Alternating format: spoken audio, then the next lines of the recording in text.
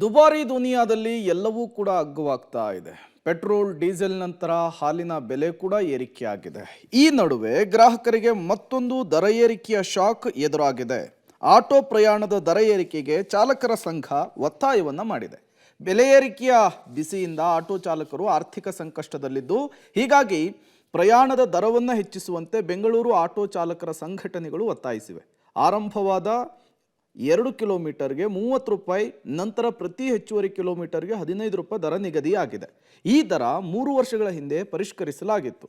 ಇದೀಗ ಆರಂಭದ ದರ 40 ರೂಪಾಯಿ ಹಾಗೂ ಪ್ರತಿ ಕಿಲೋಮೀಟರ್ಗೆ 20 ರೂಪಾಯಿ ಹೆಚ್ಚಿಸುವಂತೆ ಆಟೋ ಚಾಲಕರು ಬೆಂಗಳೂರು ನಗರ ಜಿಲ್ಲಾ ಉಪ ಆಯುಕ್ತರಿಗೆ ಪತ್ರದ ಮೂಲಕ ಮನವಿಯನ್ನು ಮಾಡಿಕೊಂಡಿದ್ದಾರೆ. ಇದು ಕೂಡ ಗ್ರಾಹಕರಿಗೆ ಹೊಸ ಟೆನ್ಷನ್ ಅನ್ನು ತರುವಂತಹ ಸಾಧ್ಯತೆ ಇದೆ.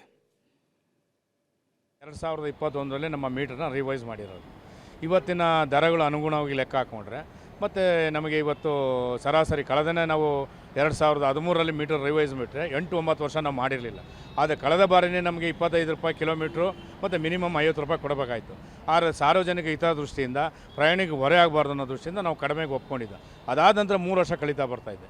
ಹಾಗಾಗಿ ಇವತ್ತಿನ ದಿವಸ ಚಾಲಕರು ಆರ್ಥಿಕ ಪರಿಸ್ಥಿತಿ ಸುಧಾರಣೆ ಆಗ್ತಾಯಿಲ್ಲ. ಜೊತೆಗೆ ನಮಗೆ ಇವತ್ತೇನಾಗಿದೆ, ಕೇಂದ್ರ ಸರ್ಕಾರ ಏನು ಇವತ್ತು ಕೇಂದ್ರ ಸಾರಿಗೆ ಕೈಗಾರಿಕಾ ನೀತಿ ಮತ್ತು ಆರ್ಥಿಕ ಸುಧಾರಣೆ ಕಮಿಟಿ ಏನು ಹೇಳ್ತಾ ಇದೆ.